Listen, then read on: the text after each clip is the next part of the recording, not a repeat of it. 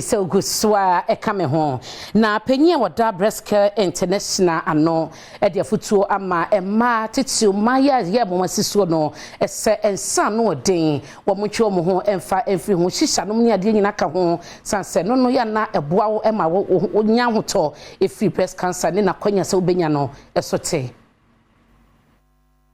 Ebra breast care international ene omanfo bi eya apomde nantie ebo no fom kokora wodawro ewo nkran ene wodi tu dwa se de ekoso mabunu no mu eye shisha twen omanfo nkan hunu se woni a wochi shisha baako a ete se de wonu cigarette baako edu na se omanfo anhwe ne yi a emre bi beba obenya ma wom wo kokora ma wodu opi a wontimi nso ano Dr. Beatrice Adewi Afe ene ye founder woda breast care international ano odi sankyeremu na tu dwa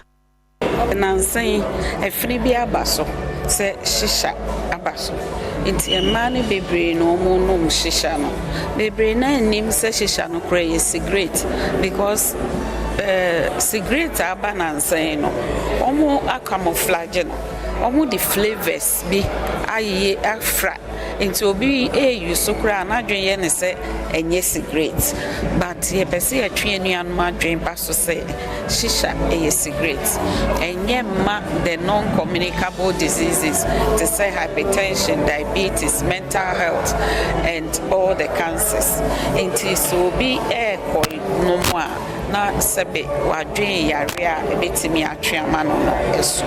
enye cigarette nkwa enwechi oditi womanfo anim se womanu fom kokora mu da wubo ehia wo pa esanse sa yade enye manko a enya wo etimi nya ma so a ede wo hawo ebre womanfo lack of exercise